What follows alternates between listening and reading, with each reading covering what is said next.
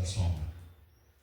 Lakini yeye aliyekuwa katika dhiki hata kosa changamko. Hapo kwanza aliingiza nchi ya Zabuloni na nchi ya Naftali katika hali ya kudharauliwa, lakini zamani za mwisho ameifanya kuwa tukufu, karibu na njia ya bahari, ng'ambo ya Yordani, Galilaya ya mataifa.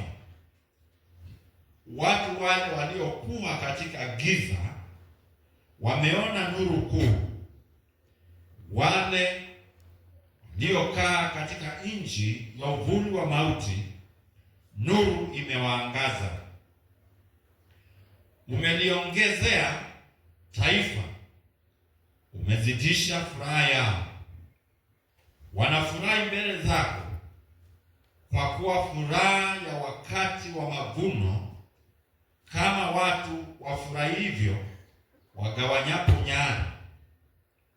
Kwa maana umeivunja nira ya mzigo wake, na gogo la bega lake na fimbo lake, yeye aliyemwonea,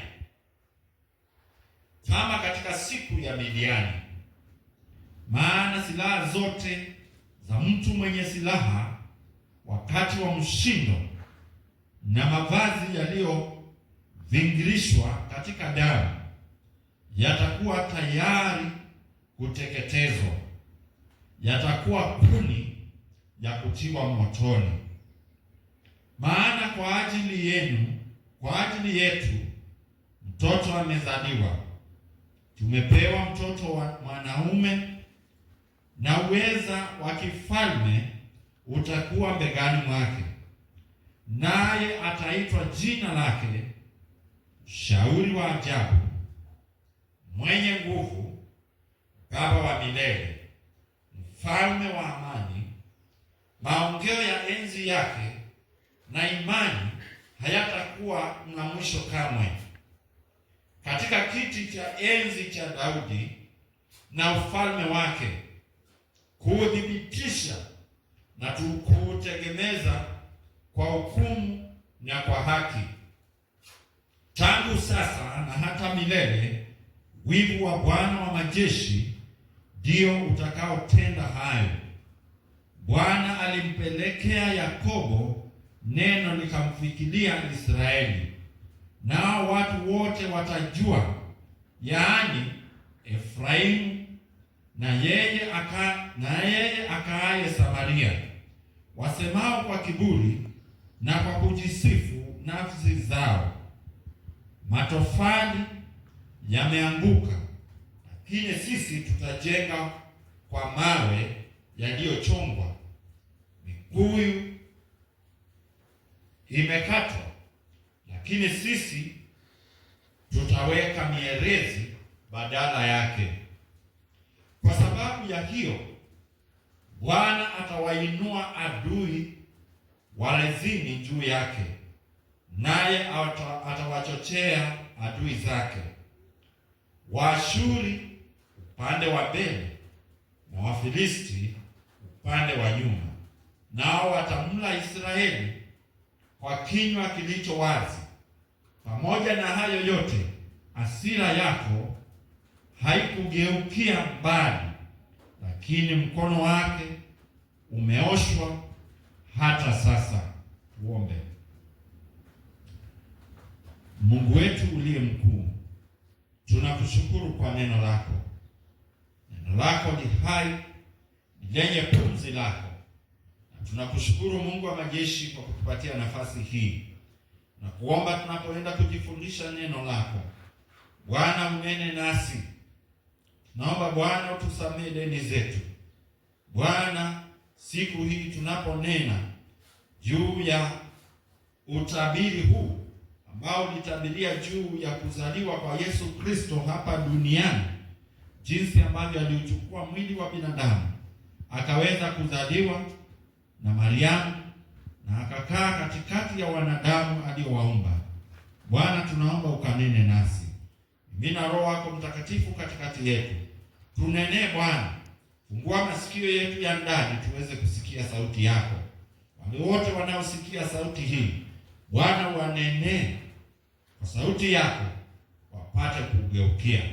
Asante Mungu wetu, kwa jina la Yesu Kristo tumeomba. Amen. Jambo la kwanza ambalo tunaliangalia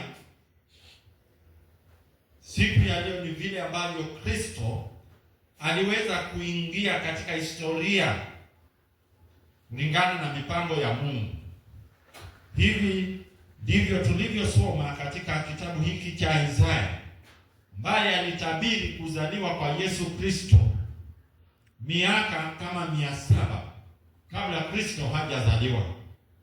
Hii ni thibitisho ya kwamba kuzaliwa kwa Yesu Kristo hapa duniani ilikuwa ni jambo ambalo lilikuwa katika mipango ya Mungu.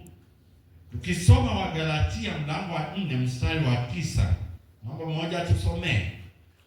Wagalatia mlango wa 4 mstari wa 9, ambapo tunaona neno likinena juu ya wokovu ambao hauwezi patikana mahali pengine isipokuwa ndani ya Kristo Yesu. Galatia 4 mlango mstari wa 9. Galatians chapter 4 verse 9. But now that you have come to know God, or rather to be known by God, how can you turn back again to the weak and worthless elementary principles of the world, whose slaves you want to be once more? Hayo ni maneno Paulo ananena kwa kanisa la Wagalatia, ambao anawaambia kwamba wamekwisha kujua ukweli ambao umo katika neno la Mungu.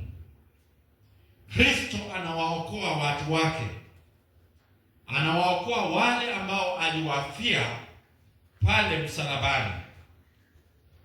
Hao wanafanywa watoto katika ufalme wa mbingu. Na hivi ndivyo tunavyosema ya kwamba huu ni ufunuo wa ajabu ambao Kristo aliuleta.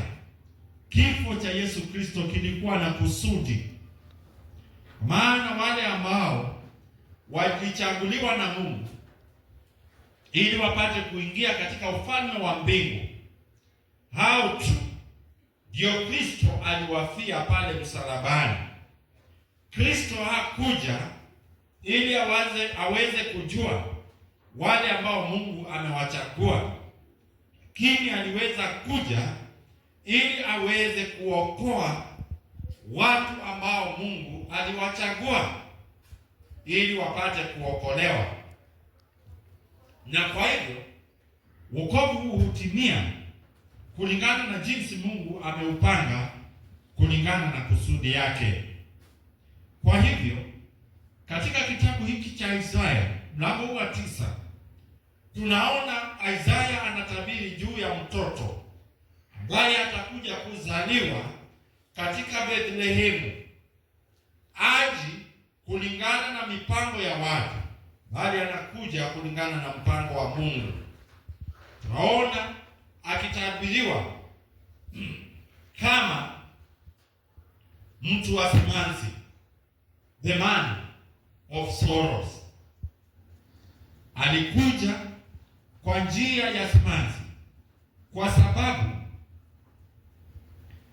wafalme waliweza kujaribu kuzuia asizaliwe, waliweza kuzuia asikue, lakini hayo yote yalikuwa mipango yao.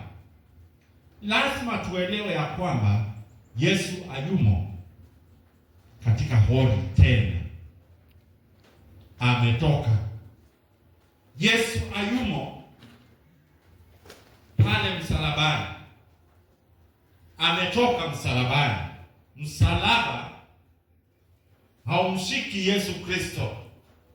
Yesu hayumo katika kaburi, kaburi ni tupu. Yesu amefufuka. Yesu ameketi mkono wa kuume wa Mungu Baba. Ni mfalme. ni mwenye uwezo na nguvu zote, ameketi mkono wa kuume wa Mungu Baba, ambapo yuatawala hata sasa. Ni Mwokozi, ni yeye peke yake aliye Mwokozi wa watu wake. Yuaishi, anaishi hata sasa. Katika mlango huu tunaona tukiambiwa Yesu Kristo ni nani. Lazima tuelewe mlango wa 7 mstari wa 14, chapter 7 verse 14. Neno la tuambia hivi: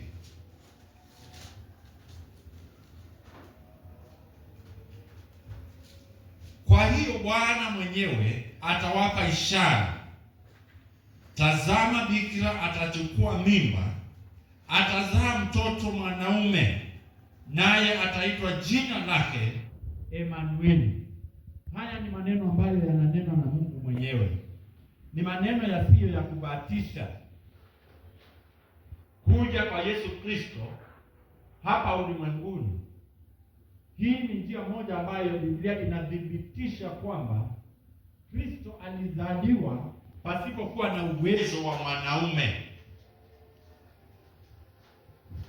Ni Mungu mwenyewe aliweza kumleta.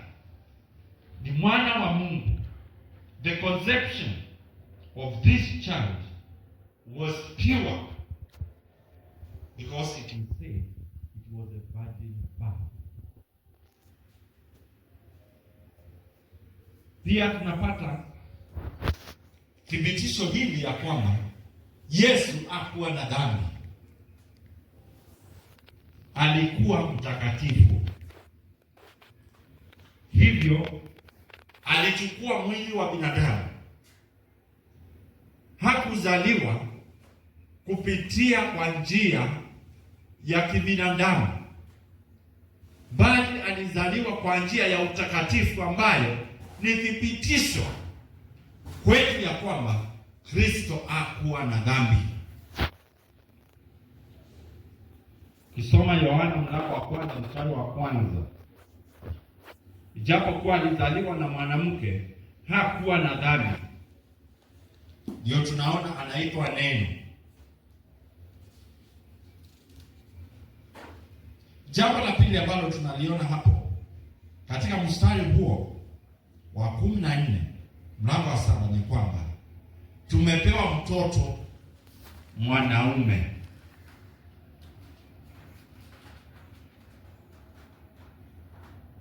Ukisoma wale ambao wanasoma lugha ambazo ziliandika Biblia hapo mwanzoni, Kiebrania inaelezea mtoto mwanaume kutoka kwa nyumba ya Benjamin. A son of Benjamin. It is a name given to Mary. Ni jina ambalo linathibitisha kwamba Yesu Kristo alikuwa katika nyumba ya Benjamini. Tunaposoma hata katika Samueli wa pili mlango wa 7 mstari wa 12, pia tunaona thibitisho hilo. He is the son of God, the son of man. He is the one who was given to us, not to his parents. Biblia inatuambia kwamba Kristo atakayezaliwa ni kwa ajili yetu. Mstari wa 14 unatuthibitishia hayo. Kwa hiyo Bwana mwenyewe atawapa ishara. Tazama, bikira atachukua mimba, atazaa mtoto mwanaume, naye ataitwa jina lake Emanueli. Jina ambalo Yesu Kristo aliweza kuitwa baada ya kuzaliwa. Maana yake ni Mungu pamoja nasi. Si pamoja na Mariamu, si pamoja na Yusufu, bali pamoja nasi, kwa sababu mtoto huyu tumepewa na Mungu kwa ajili ya wokovu wetu. wokovu ambao tunajiringa nao, tunanena juu yake, si kwa ajili yetu, bali ni Kristo mwenyewe alituletea. Kwa siku nyingine tulisema hapa ya kwamba wokovu wetu kama msingi wake haumo ndani ya Kristo Yesu, basi si wokovu ambao umekamilika, si wokovu kabisa. Yesu Kristo ni zawadi ambayo Yesu Mungu mwenyewe alipeana. He is given to us for our redemption. Yesu aje ili tupate kuwa na manyumba mazuri, tuwe na afya nzuri, tuwe na kazi nzuri, tuwe na vyeo, tuwe na sifa. Bali alikuja ili kuweza kutuletea wokovu.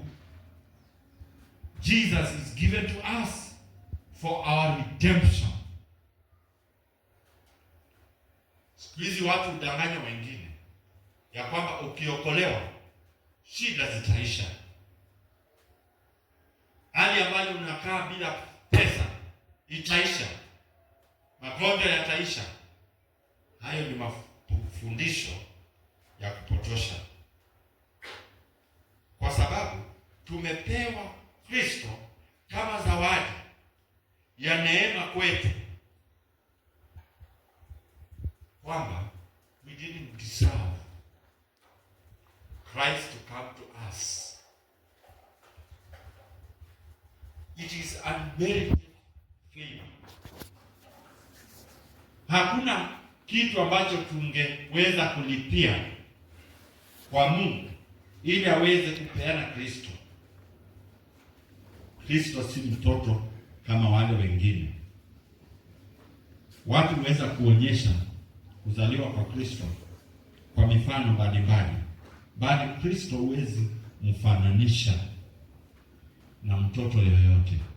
You cannot liken Christ to any mere child. He is a king. He is a prophet. He is our savior. The son who is given has the government on his shoulders. Ufalme umo begani mwake. Ufalme wake ambao ni ufalme wa milele, si ufalme wa kubahatisha, but anao. Wafalme walijaribu kuanzia Herode kuzuia ufalme wake, ambapo alifikiria ni kwamba Kristo akiweza kukua atakuwa kinyume chake na atamnyang'anya ufalme. Akaweka mpango watoto wote waweze kuuawa, lakini haikuwezekana. Christ is king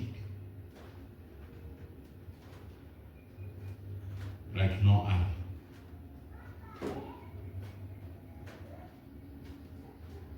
Mtoto huyu ambaye tunaona anatabiriwa hapa ni yule ambaye anatuletea utakatifu ambao hatuna, utakatifu ambao sisi tukiwa wenye dhambi hatuwezi kuufikia bila yeye. Kwa hivyo yeye anakuja kuweza kuwa patanisho katikati ya Mungu na mwanadamu, mwanadamu aliyepotea katika dhambi.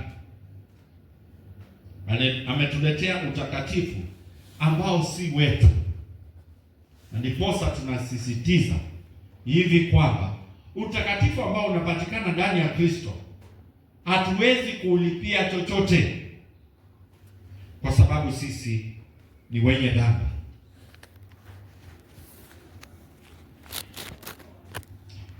Neema ambayo Mungu ametufanyia ya wokovu ni neema ambayo hatuwezi kuilipia.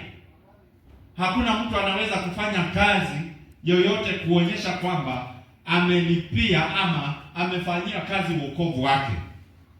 Tumepewa bure. Tumepewa mtoto, jina lake ni Emmanuel. Mstari wa 14, unathibitisha kabisa. Kwa hiyo Bwana mwenyewe atawapa ishara. God himself. It is all about God. Salvation of his people. Wokovu wa watu wake hautokani na tendo lolote la mwanadamu. Ni Mungu mwenyewe. It is grace unmerited. Grace and grace alone. Neema pekee yake ambayo iliweza kumleta Kristo ulimwenguni, kwa sababu matendo yetu yalikuwa maovu. Matendo yangu ni maovu. Hayawezi kumletea Kristo utukufu wowote. Mwanadamu akiachiliwa peke yake hawezi kuchagua kumfuata Mungu. Ni Mungu peke yake umvuta kwake. Ni Mungu peke yake umpa uhai. Ni Mungu peke yake umfufua na kumpatia nguvu. Uhai ambao unapatikana katika mwanadamu hautokani na nguvu zake, unatokana na Mungu. Na kwa hivyo kusudi la Yesu Kristo kuja ulimwenguni lilikuwa ni moja. Ndiposa tumesoma katika mlango huo wa 9 mstari wa 2. Watu wale waliokwenda katika giza wameona nuru kuu. Wale waliokaa katika nchi ya uvuli wa mauti, nuru imewaangazia. Umeliongezea taifa, umezidisha furaha yao. Wanafurahi mbele zako kama furaha ya wakati wa mavuno, kama watu wafurahivyo wagawanyapo nyara. Furaha ambayo Mungu wapa watu anaowaokoa haipatikani katika mali, kwa sababu wokovu ambao Kristo analeta ni wokovu ambao ni wa kututoa katika giza ya dhambi na kutuleta katika nuru. Si kama ule wa Pius Mwili wa nuru gizani. Hiyo si Biblia. The Bible is very clear that God is taking us from darkness to light.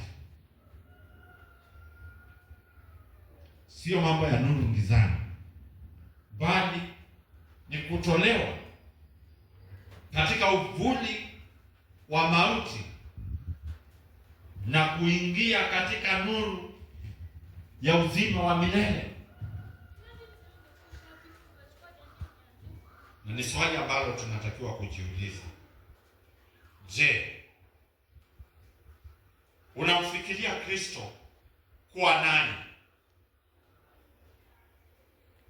Uhusiano wako na Kristo uko namna gani? Kwa sababu Kristo hakuja ili tuweze kuwa na kazi nzuri. Kitu cha kwanza ni kwamba tulikuwa katika giza. Mwanadamu amepotelea katika giza ya dhambi. Mwanadamu yuko kwenye uvuli wa mauti. Vile neno linavyotuambia hapa, wale waliokaa katika nchi ya uvuli wa mauti. Mwanadamu ambaye bado hajamwamini Kristo yuko katika mauti, bali yule ambaye amemwamini Kristo, si yule amefanya jambo lolote ambalo anafikiria kwamba laweza kupendeza Mungu. Tunakuja Mungu pasipo kazi zetu. Hatuwezi kuhesabu kazi yoyote ambayo tunafanya tuseme kwamba Mungu anaweza iangalia hiyo na kutufanyia hili. Hapana. Come without anything, without any works, bila kazi yoyote, kuja kwa Mungu.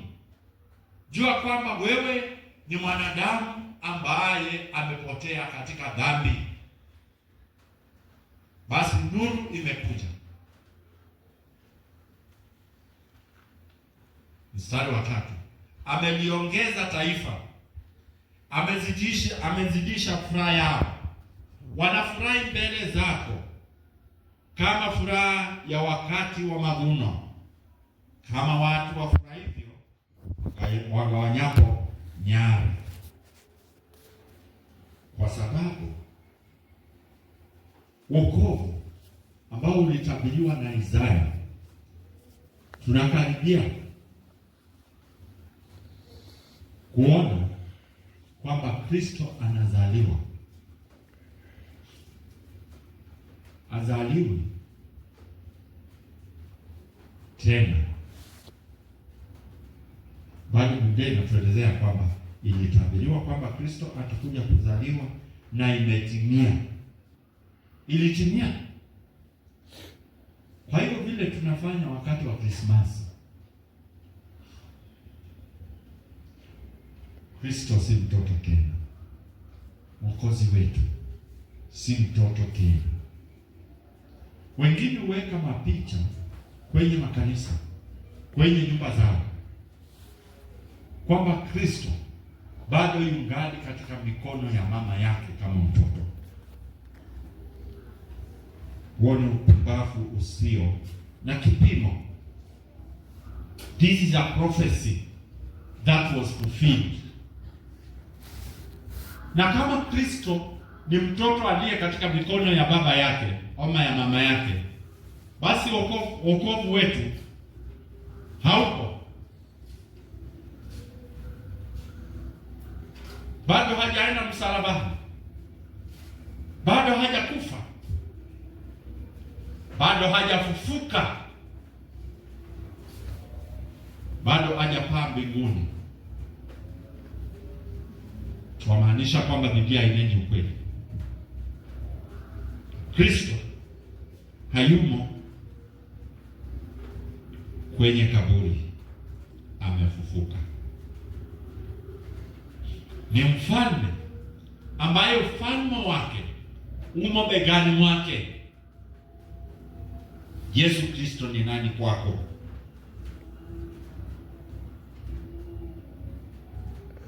Kwa sababu tukiangalia mstari wa sita. Maana kwa ajili yetu mtoto amezaliwa, tumepewa mtoto mwanaume, na uweza wa kifalme utakuwa begani mwake, naye ataitwa jina lake Mshauri wa Ajabu, Mungu mwenye nguvu, Baba wa milele, Mfalme wa amani. Hili ni tabirio ambayo imetimia. Lakini is Christ a wonderful Savior?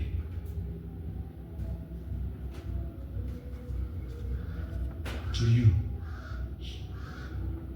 Yeye ni mfalme wa ajabu, mfalme ambaye hata uoni aibu kutaja jina lake. Hebu tusome Zaburi ya 78 mstari wa 12. Psalm number 78. Psalm number 78 verse 12.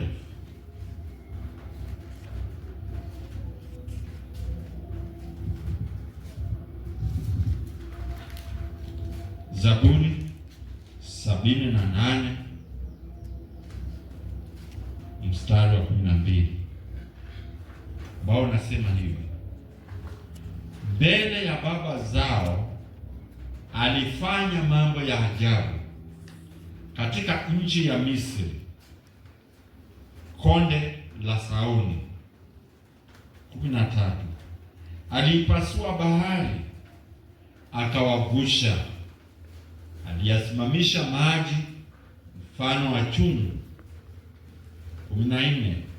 Akawaongoza kwa nguvu, akawaongoza kwa wingu mchana, na usiku kucha kwa nuru ya moto. Akapasua miamba jangwani, akawanywesha maji mengi kama maji ya vilindi. Akatokeza kwa vijito Gegani, akatelemsha maji kama mto. He wrought wonders. He is a God of wonders. Alitenda mambo ya ajabu, mfalme wa ajabu ambaye hutenda maajabu.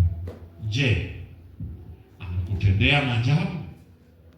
Yeye ni mfalme wa ajabu katika maisha yako. Kwa sababu kama ni mfalme wa ajabu, basi hatutaweza kufuata ulimwengu tuambie tunapaswa kufanya nini. Tutamfuata yeye. Yohana 14 mstari wa 15 na 16 anasema ya kwamba yeye ndiye mshauri wa ajabu ambaye yuko pamoja nasi. Anasema niko pamoja nanyi, na nikienda nitawatumia mwingine ambaye atakuwa pia mshauri kwenu. You be your comforter, you be your counselor. Kini inafaa hata tujiulize, mambo mengine tunayoyafanya kweli tunaye yeye kama mshauri? Kwa sababu mambo mengine yanafanywa na watu ambao wanajiita wa Kristo, hawana mshauri kama Kristo, hawana mshauri kama Roho wa Mungu. Wakorintho wa kwanza mlango wa 2 mstari wa 8. Mmoja asome 1 Corinthians chapter 2.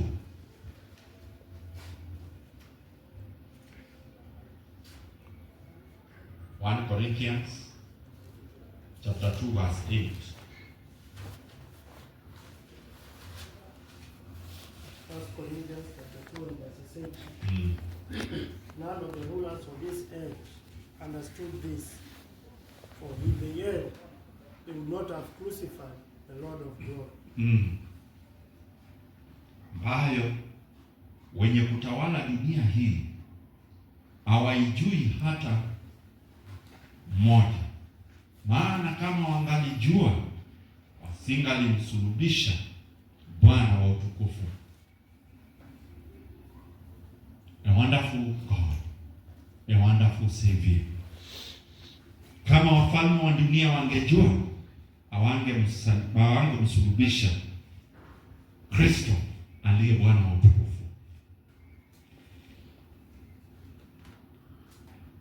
Kweli ni mshauri kwako. Unaye mshauri huyu ambaye aneni mambo mengine.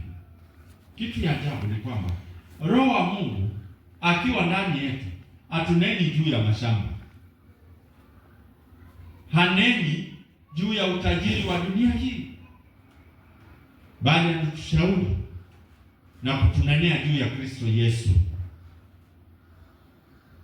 Roho wa Mungu aliye ndani yako unena maneno gani? The Spirit of God speaks about Christ. And that is why Christ says, if I go, I will send you a counselor, a comforter, who will stay with you, counseling you, teaching you, and reminding you about the things I have taught.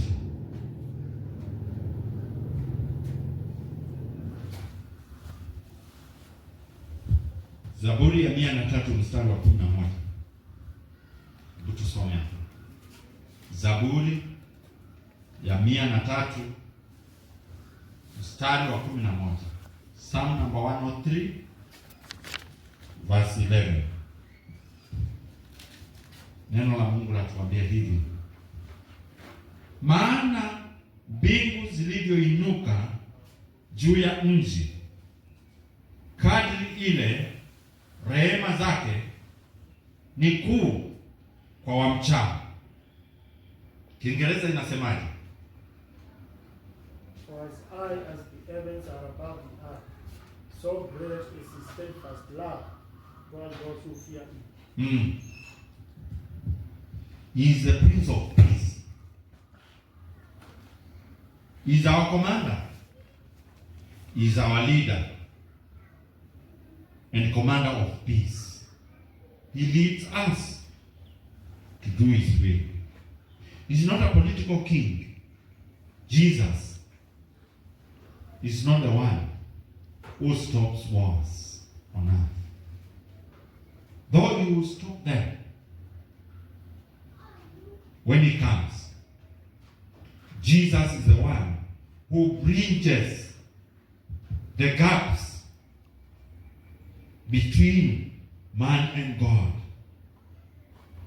The gospel is all about peace with God.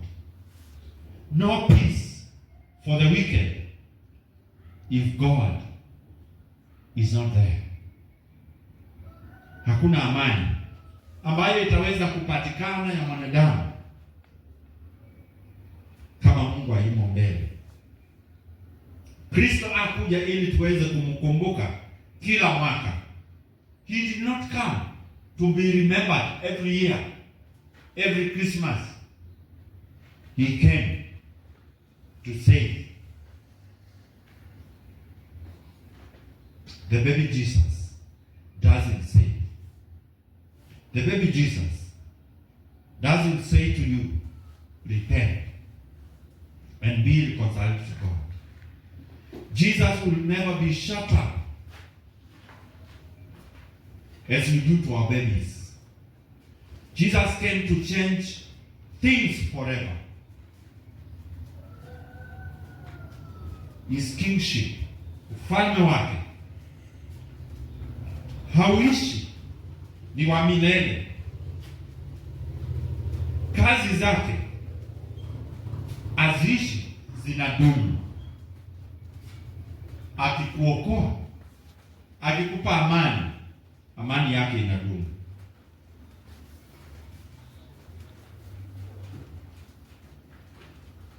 Ni nani Mungu wako kwa sasa? Hebu jiulize. Ni nani aliye katika maisha yako ambaye amechukua nafasi ya Mungu? Ni kitu gani ambacho umekiweka mstari wa mbele, ambacho kimechukua nafasi ya Mungu, ambacho unakiabudu, ambacho unakienzi? Kama si Mungu, basi umepotoka. Kristo alikuja ili aweze kumbadilisha mwanadamu, apate msamaha wa dhambi, ili aweze kukubalika na Mungu. Kristo yuaendelea na kazi yake ya kuokoa wanadamu. Ndiposa hata sasa anawaita wote ambao wanaendelea kukaa katika giza ya dhambi ili wapate kuokolewa, kwa sababu kuendelea kwa ufalme wake hapa duniani hakutatokana na juhudi zetu, bali ni ile nguvu anatupatia.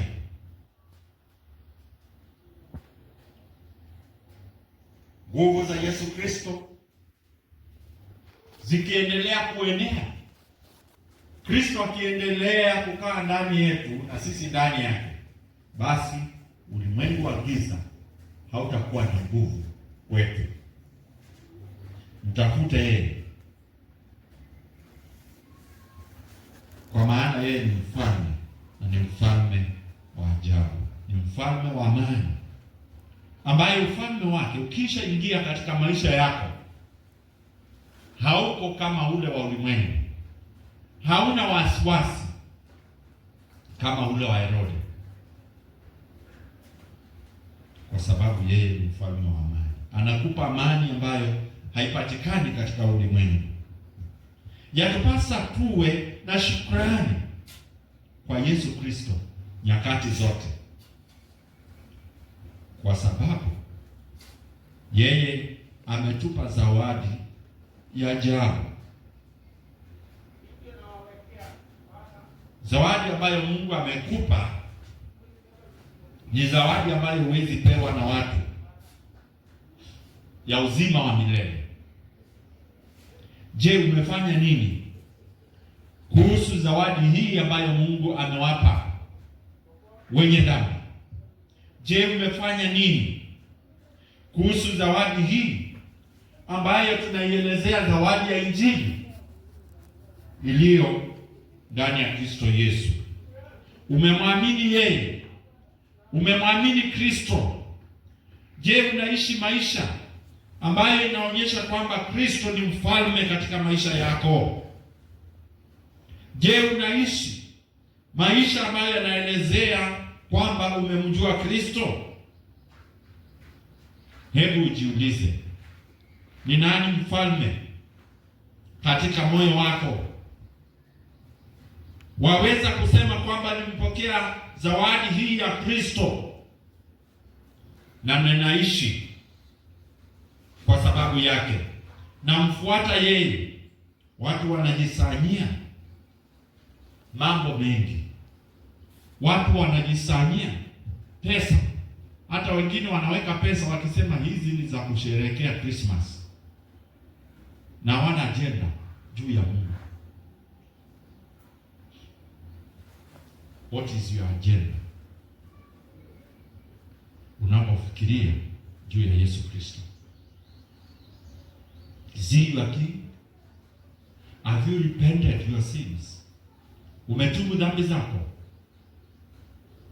Sikia sauti ya Mungu akikuita utubu dhambi, umgeukie yeye, atakuokoa na utasamehewa dhambi zako. Atakuwa mfalme wa ajabu, atakuwa mshauri kwako, atakushauri kwa njia ambayo ni ya kumpendeza Mungu, kwa sababu Kristo, sababu yake kuja ulimwenguni si sababu ya kufanya jambo lingine, bali ni kutuokoa. It is redemption. Redemption. Redemption.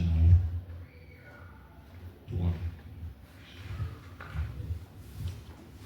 Mungu wetu,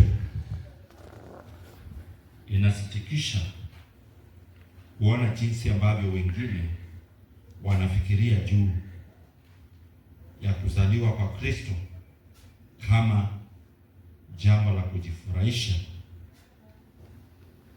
na kujitwalia sifa na kujifanyia mambo ya kujifurahisha, bali siku hii ni siku ambayo tabirio ya wokovu wetu iliweza kutimia.